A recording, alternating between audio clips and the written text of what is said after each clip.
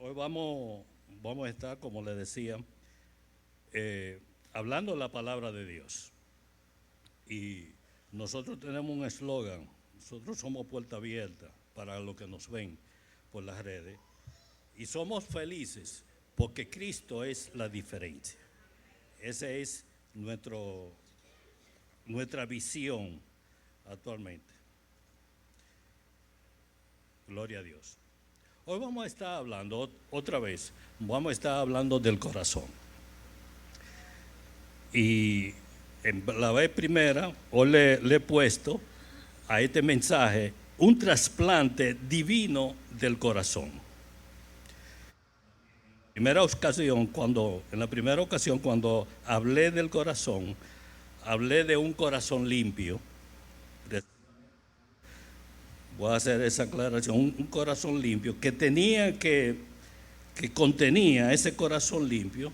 Para nosotros tenerlo limpio, necesitábamos tener una buena conciencia, una conducta moral, una buena conducta moral y una fe no fingida. Y le decía en esa ocasión que la conciencia es como una alarma que se nos prende a nosotros cuando nosotros estamos a punto de tomar una decisión o hemos tomado una decisión que va en contra de nuestros valores. Se enciende, nuestra conciencia nos da la primera alarma, le decía. Y una buena conducta moral la necesitamos para que nosotros podamos entender que las decisiones que nosotros tomamos no solamente nos afectan a nosotros como personas, sino que nos afecta también, afecta nuestra familia, aparte de nosotros, nuestra familia, la iglesia y la comunidad donde nos movemos. O sea, por eso necesitamos una buena conducta moral. Esta conducta moral maneja los valores universales que nosotros tenemos. Y para una fe no fingida nos hace madurar en el Señor y tener la esperanza puesta en todo lo que Él nos ha prometido, sin nosotros flaquear. Y nos da madurez también en lo que es nuestra firmeza en el Señor. Este mensaje, este también es un mensaje, al igual que el otro, es un mensaje para la iglesia, para el cuerpo de Cristo. Así que estamos hablando, así como hemos hablado en estos últimos tiempos, el Señor le ha estado hablando a su iglesia en los últimos tiempos. Y en otras ocasiones hemos estado hablando de cansado o vacío. Hemos estado hablando de descansa, menos es más, también para la iglesia. Visión espiritual o enfoque. Los mensajes para la iglesia son muy incómodos para uno predicarlo, porque los mensajes que se le dan a la iglesia nos confrontan a nosotros. Entonces podría ser que muchos de nosotros, al vernos confrontados, podríamos hasta pensar que el mensaje es para nosotros o que es a nosotros que nos están hablando. Entonces, por eso es espinoso. Recuérdense que el pastor dice siempre que está hablando a la iglesia, dice que él da la espalda.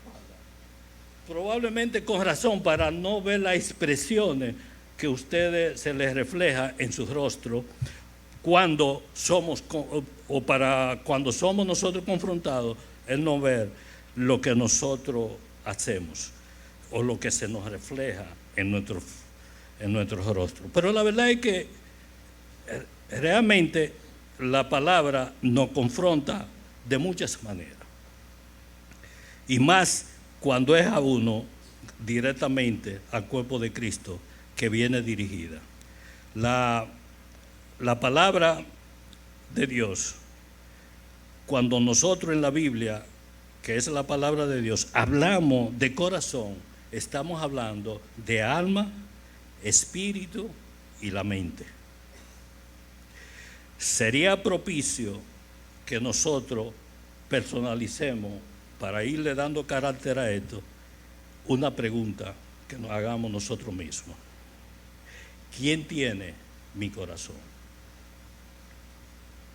Si cuando yo hablo o cuando en la Biblia se habla de corazón, significa que está hablando de alma, está hablando de espíritu y está hablando de mente, de la mente, entonces es muy bueno que nosotros sepamos quién posee nuestro corazón, porque quien posea nuestro corazón va a poseer nuestra alma y el espíritu que Dios puso en nosotros. Entonces, vamos reflexionando y ver en manos de quién está. El alma es, al igual que el espíritu, es intangible, ¿verdad? No se tocan. El pueblo de Dios, el pueblo de Israel, era un pueblo igual que nosotros, desobediente, rebelde, con dura servir, como dice la palabra de Dios. También se dice que era un pueblo de cuello duro.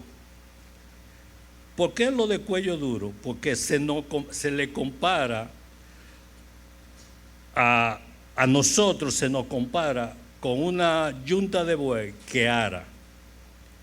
Y cuando se nos compara con una, ¿sabes que el Señor dice, toma mi yugo porque mi yugo es ligero?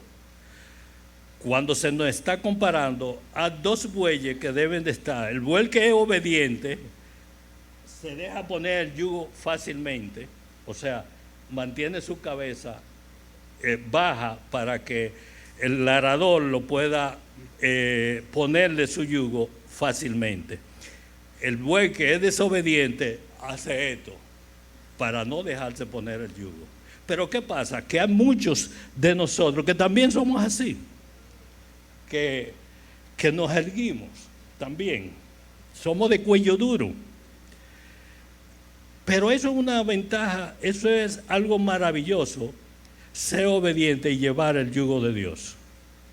Porque así como los bueyes hacen surco arando la tierra, nosotros hacemos surco preparando el corazón de la gente para poder sembrarle la palabra de Dios en su corazón.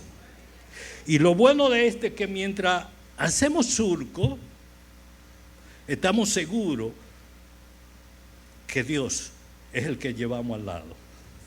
Nuestros compañeros, así como los bueyes, son dos bueyes, pero en el caso de nosotros los hombres, el que va al lado nuestro es Dios, llevando esa palabra maravillosa que nos ha dado. De manera que así era el pueblo, y aunque cuando este pueblo pecaba, Dios hacía juicio contra él para disciplinarlos. Y Moisés, principalmente cuando supo que ya no iba a entrar a la tierra prometida, insistió mucho con el pueblo en sus últimos discursos que le llevó a ellos, diciéndole de manera insistente y persistente, si podríamos decir, al pueblo, haciéndole ver que de la obediencia del pueblo de Israel iba a depender la prosperidad, la vida y la paz de él. Tres cosas: prosperidad, porque todo es vida y paz. La obediencia se aprende. Así como el ejemplo que le puse ahorita, tanto nosotros los hombres como los bueyes tenemos que aprender a ser obedientes. Y se nos enseña a ser obedientes.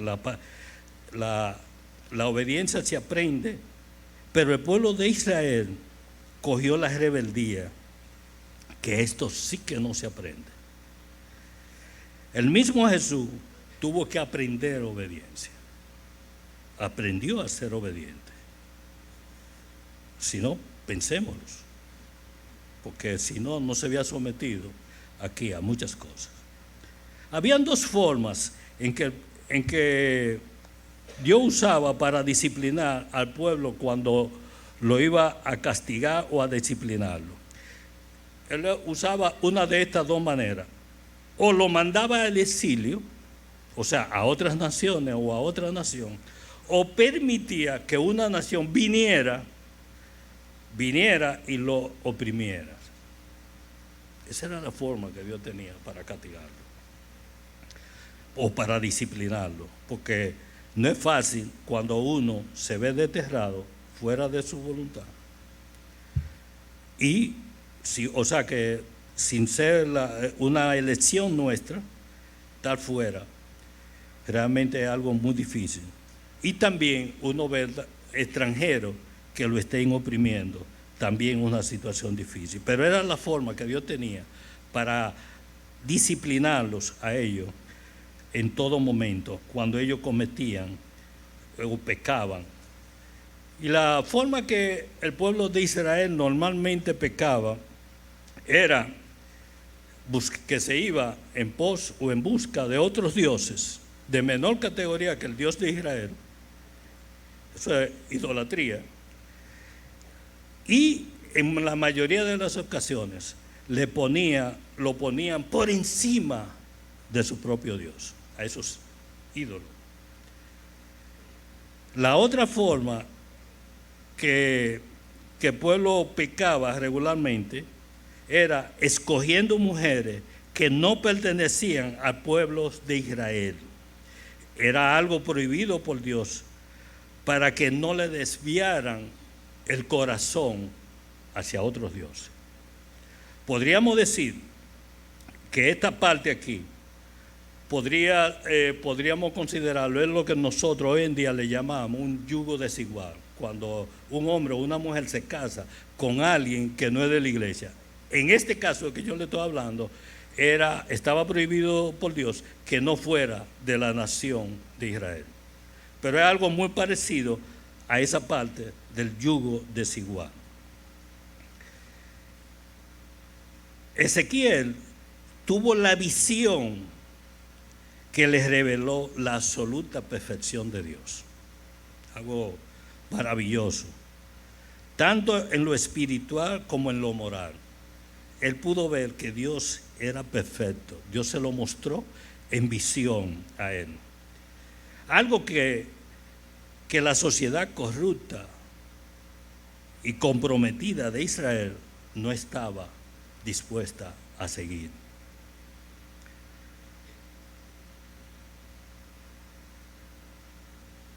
Debido a que Dios era moralmente perfecto, nos puede ayudar para nosotros vivir por encima de la tendencia. Cuando nos centramos nosotros en la grandeza de Dios, podemos superar la parte del pecado y reflejar, que es a lo que se nos ha llevado, reflejar la santidad de Dios. O como diría el pastor, cuando nos enfocamos en su grandeza. Cuando nos enfocamos en la grandeza de Dios, es el mejor momento para nosotros tratar de buscar qué es lo que Dios tiene para nosotros, para nuestras vidas, en qué Él quiere que nosotros le sirvamos. Cuando nosotros estamos enfocados ahí en su grandeza, en Dios, porque estamos libres de cometer pecado, porque no por nuestra fuerza, sino porque Él nos impide, nos hace superar a través de su fuerza que cometamos pecado. Pero también reflejamos la santidad de Dios, que si somos hijos de Dios, debemos de ser tal como Él dice: sé santo porque yo soy santo. Entonces, en ese momento de enfoque es que nosotros debemos buscar. José, cuando comenzó a ver que su espiga era mucho más grande que la de los otros hermanos, y que los otros hermanos en una ocasión le hacían la reverencia, y en otra ocasión vio que su estrella estaba superior a ellos, entonces José comprendió que Dios lo estaba llamando para algo grande, no para cosas pequeñas. Lo estaba llamando para cosas muy importante y muy grande. Y cuando un hombre está consciente de la grandeza y de que para qué Dios lo necesita y que es cosa grande, nadie lo para. Usted puede pasar por cosas difíciles, verse en momentos adecuados, como él mismo la pasó, y ser superado. Donde quiera que usted llegaba, donde quiera que él iba, era el que manejaba la situación. Él controlaba el entorno. ¿Por qué? Porque él estaba seguro de lo que él era en Dios. Amén. Entonces, el mejor momento es cuando nosotros estamos enfocados en la grandeza de Dios, en Dios, ahí, sin salirnos. Porque podemos superar el pecado y reflejar su santidad. De manera que vamos a entrar en materia y vamos a ver los versos. Vamos a estar hablando en Ezequiel 36. Vamos a ver ahora los versos 17, 19 y 20, donde Dios le refleja a Ezequiel cuál fue el pecado de Israel.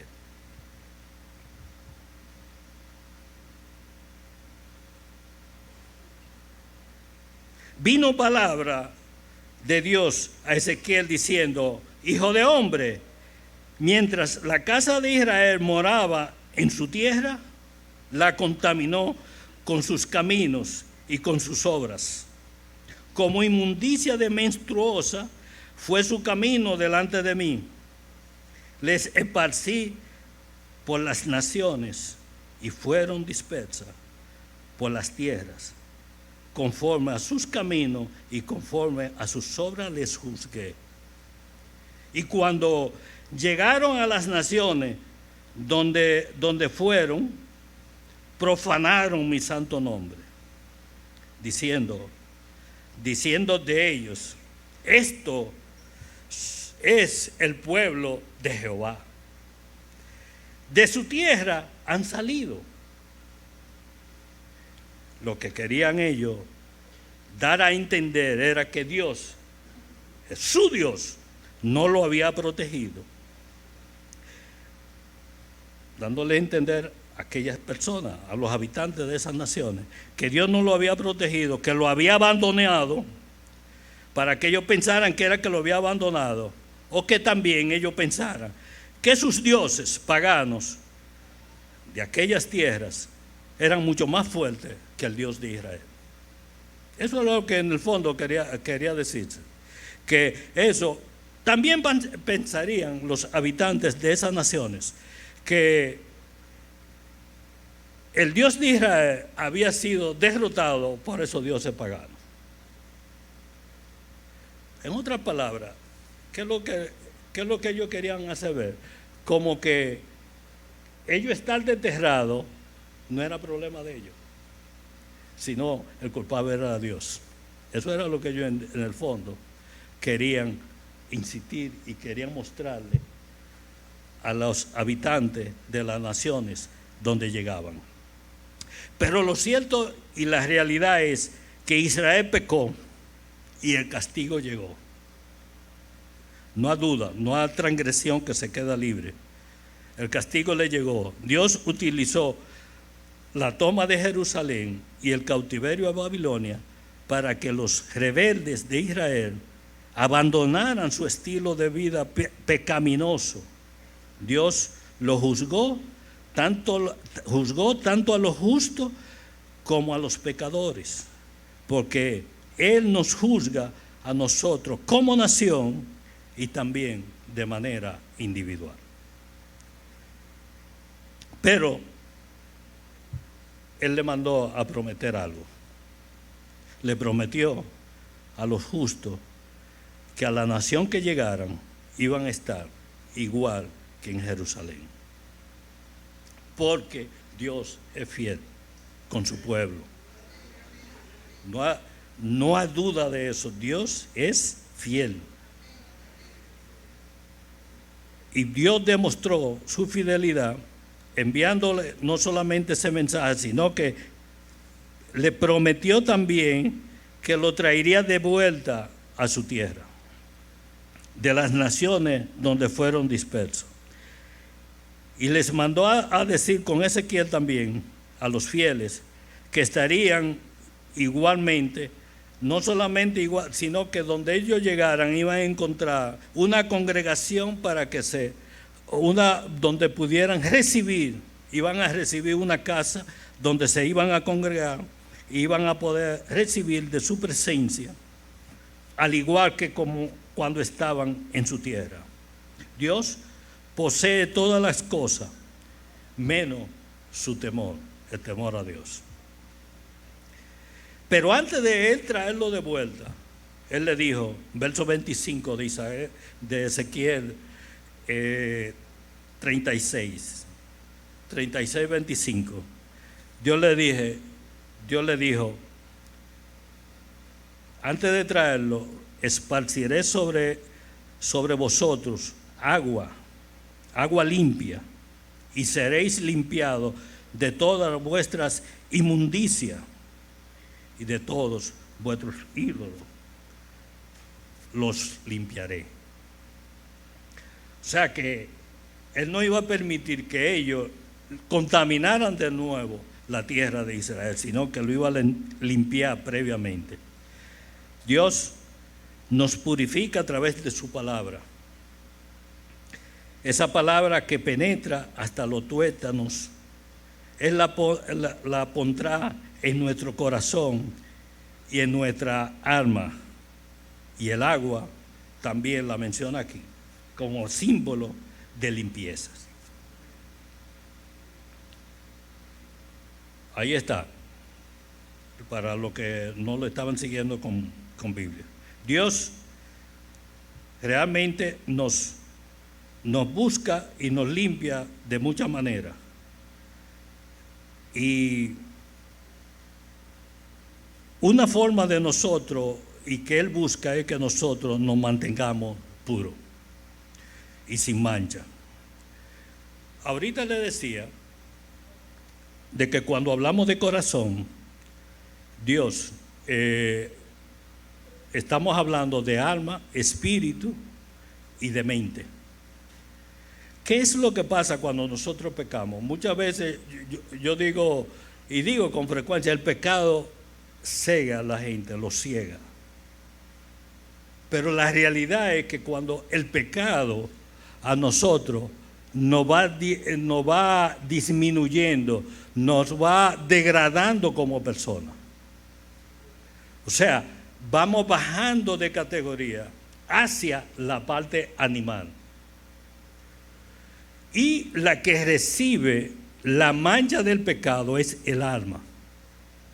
Por eso Dios dice, yo vengo a buscar una iglesia sin mancha y sin arruga, porque lo que se te arruga es el alma. Digo, el pecado se refleja en la mancha en el alma. A través de ese pecado, nosotros que vamos cometiendo pecado, nosotros nos vamos haciendo cada vez más animal. En vez de ir creciendo como personas, vamos creciendo, vamos degradándonos a animal. Le voy a poner un ejemplo. ¿Qué fue lo que le pasó a Nabucodonosor cuando él miró esa bella Babilonia, sus jardines colgantes, la belleza? Porque la verdad era que era impresionante para la época Babilonia, realmente. No solamente los jardines, tenía muchas cosas hermosas, y la ciudad realmente era hermosa para la época, una arquitectura de última generación en ese entonces. Hoy en día está sepultada. Pero cuando él se engrandeció, que dijo, esta no es la gran Babilonia, la que yo fundé, la que yo hice, ¿qué le pasó? Se volvió un animal y Dios lo puso a dormir con las bestias del campo. El rocío era lo que lo comaba. ¿Y qué fue lo que él hizo? Se engrandeció, pecó. Y eso es lo que pasa. Eso fue un ejemplo bíblico que nosotros lo podemos encontrar. Se volvió un animal, una bestia cualquiera, igual que ¿Cuándo fue restaurado? Cuando él reconoció que Dios, ese Dios de Israel, era más grande que todos los dioses. Fue restaurado no solamente como persona, sino también en su puesto como de rey. Amén. Nos damos cuenta, hermano, de lo peligroso que es estar en pecado. Ahora le voy a hablar, que es la parte central que yo quiero para nosotros en este momento. Le voy a hablar y vamos a leer los versos del 26 al 31 de Ezequiel 36.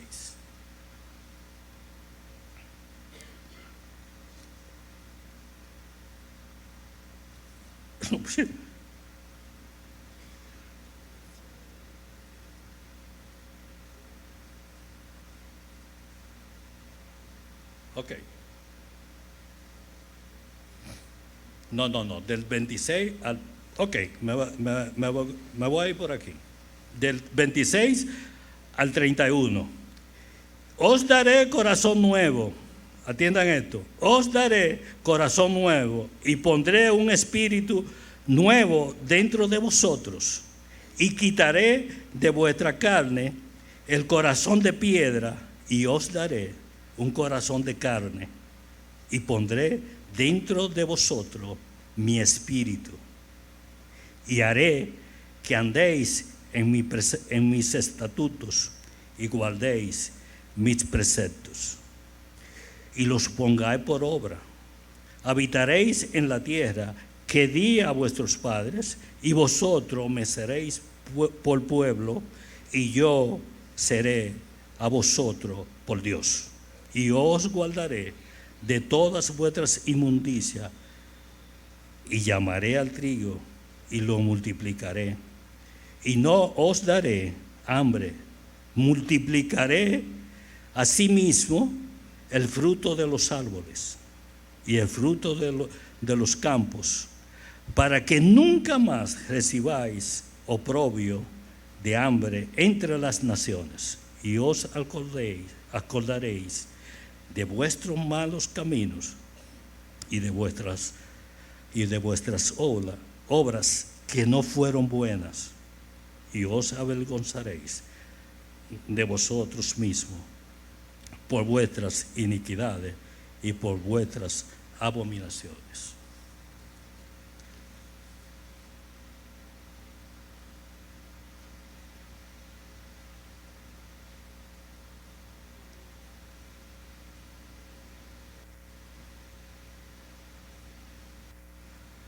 Perdón.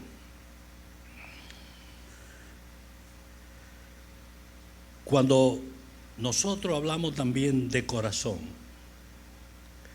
nos estamos refiriendo al centro de la vida del hombre, allí donde está su personalidad, sus intereses, sus actitudes, costumbres y pasiones y deseos. Dios puede, en Cristo Jesús, darle a todos, el que quiera, un nuevo corazón.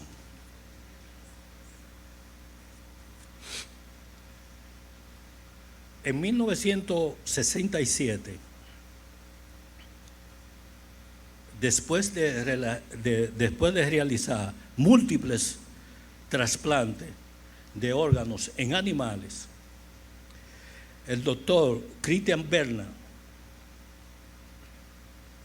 junto a 20 cirujanos más, un cirujano sudafricano, Christian Bernard, junto a 20 cirujanos más, después de 6 horas de trabajo, pudieron lograr el primer trasplante con éxito en una persona humana.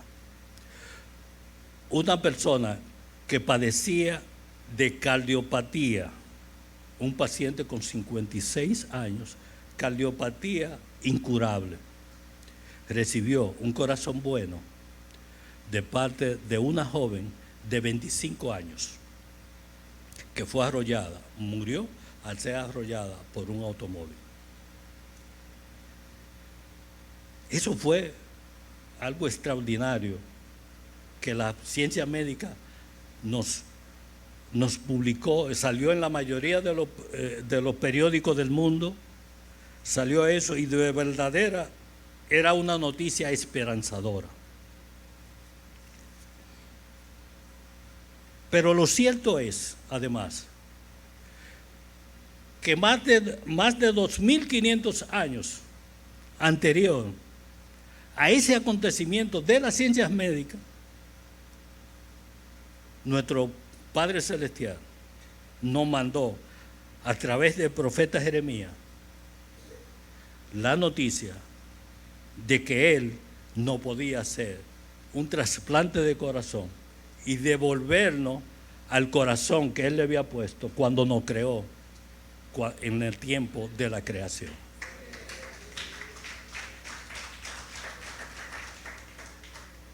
Un trasplante sin anestesia, sin bisturí, sin sierra, sin grapa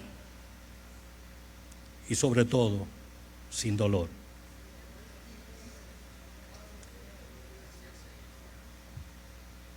Más de 2500. Ezequiel le sirvió al cautiverio de Babilonia del 1593 a 1571 aproximadamente antes de Cristo, más 1967, da más, si lo sumamos, póngale 571, que es el mínimo, da más de 2500 años antes de este acontecimiento asombroso de la ciencia, que verdaderamente fue una noticia asombrosa.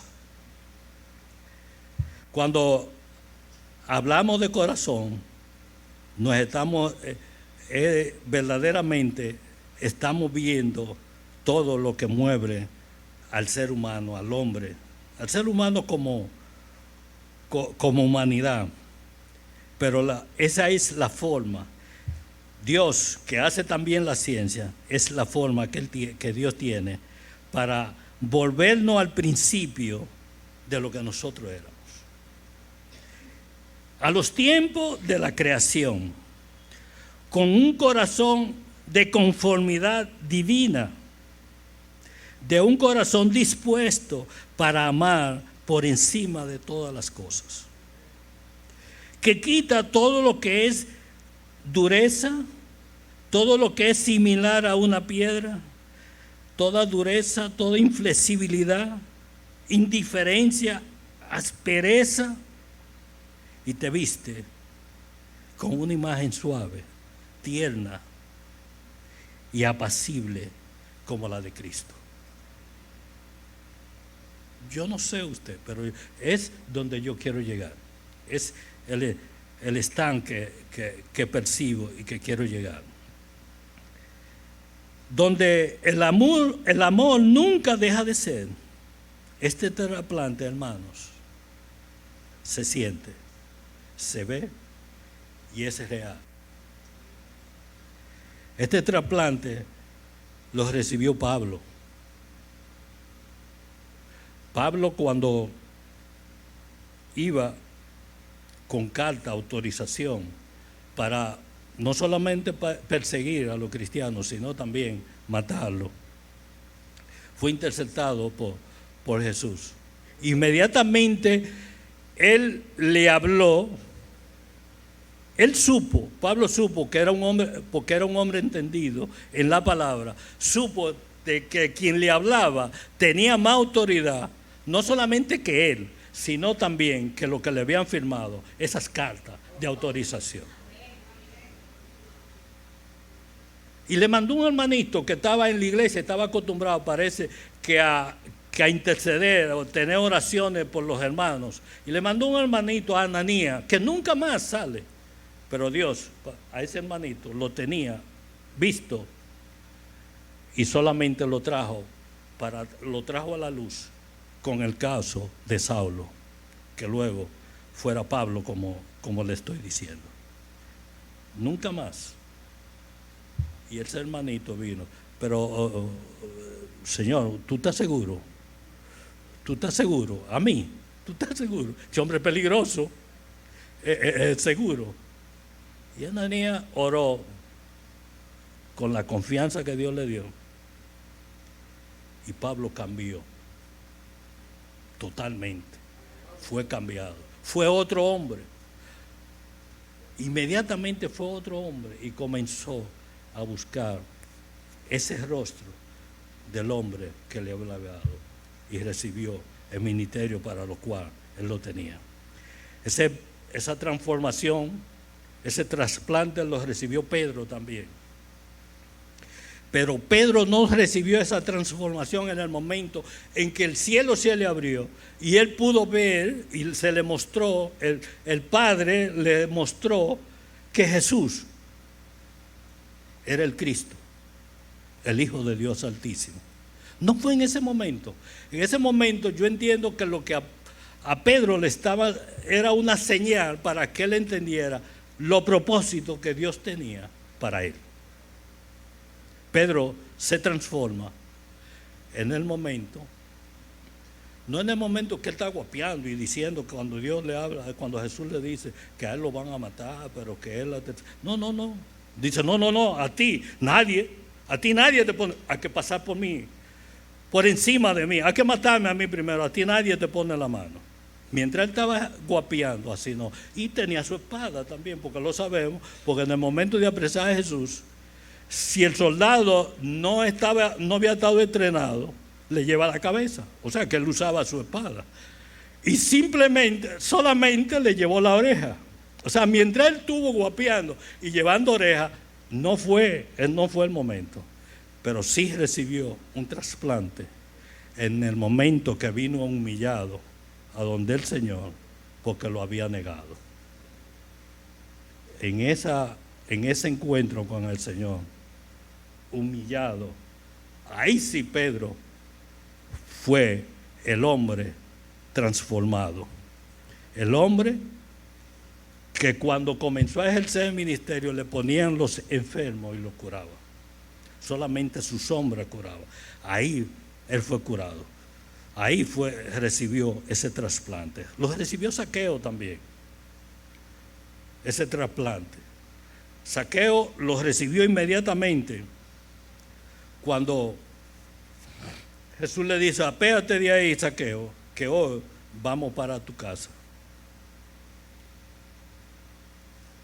Y no lo demuestra, porque comienza a decir que le va a dar 4 veces. Si él le ha cogido a alguien que no merecía, si le cogió de más impuesto a alguien, se lo iba a devolver 4 veces. Y a los pobres le iba a dar la mitad de su fortuna.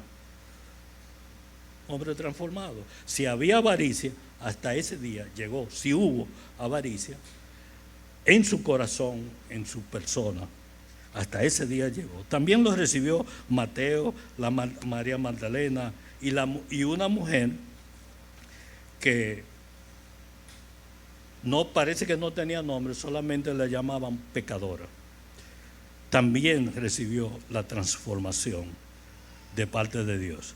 Dios nunca desecha un corazón que viene a Él contrito y humillado. Cuando tú vienes y le desparramas tu corazón delante de Dios, Él no desecha eso, jamás.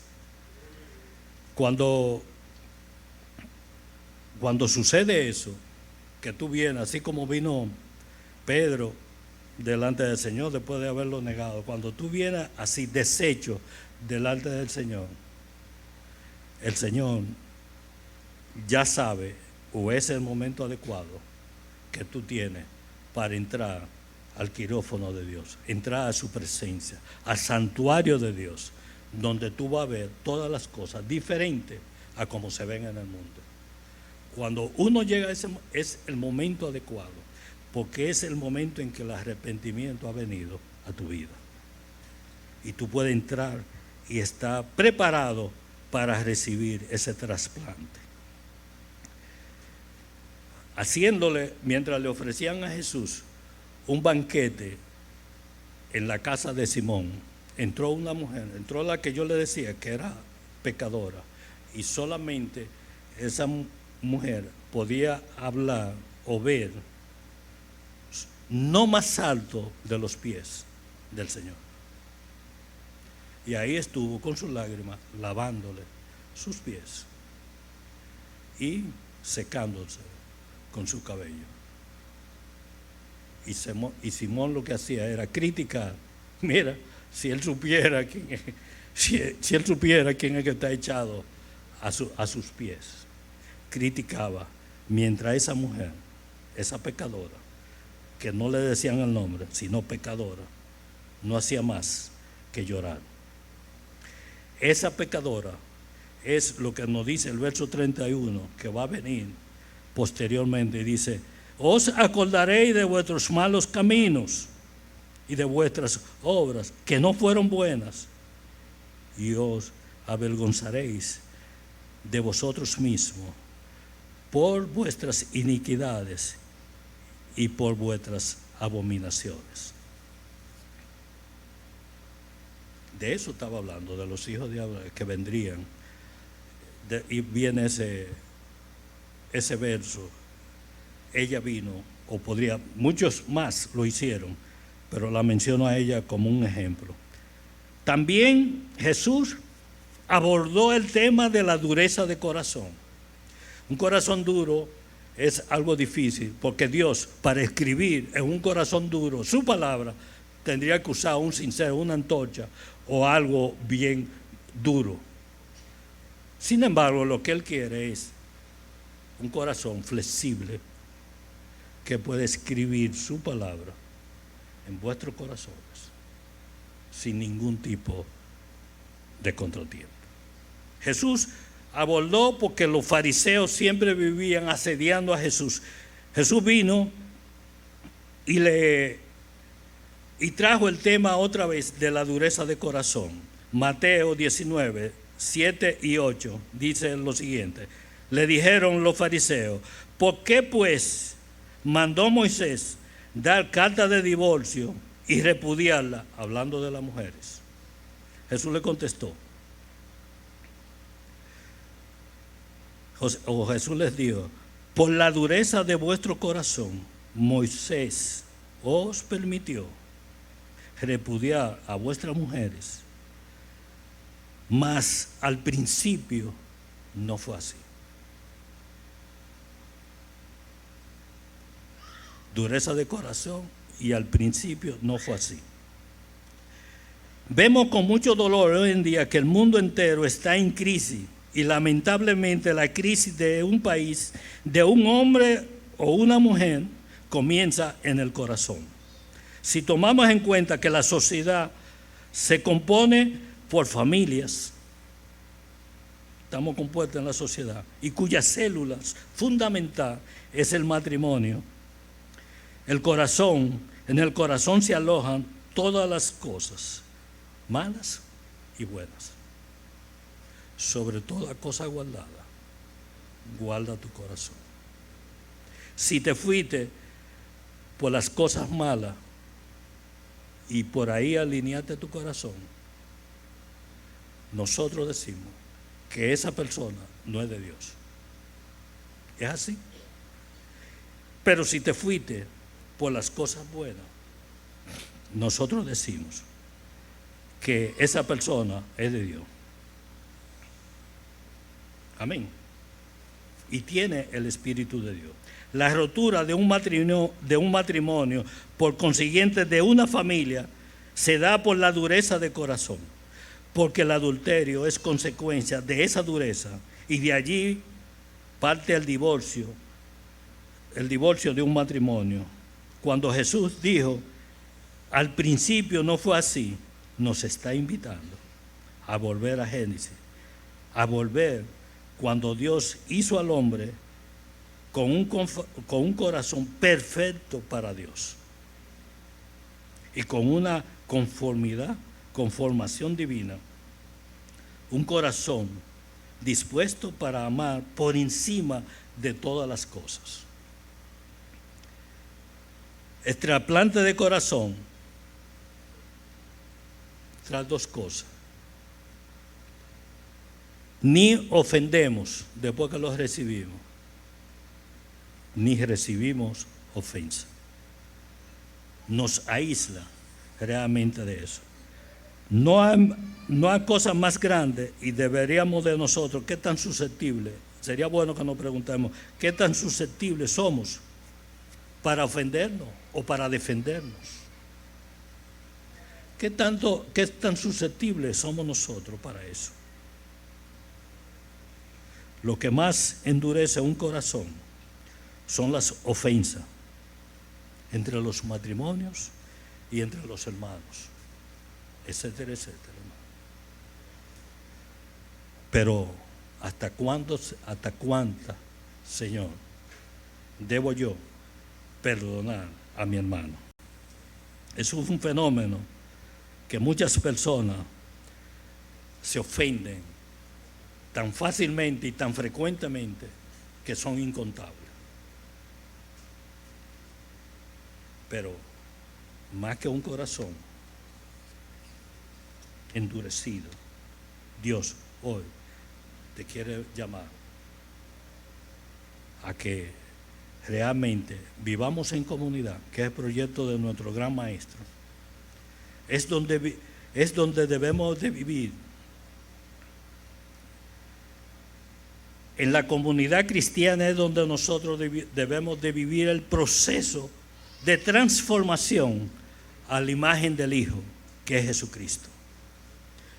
Es en la relación con nuestros hermanos que Dios forja en nosotros nuestro carácter. En esa relación.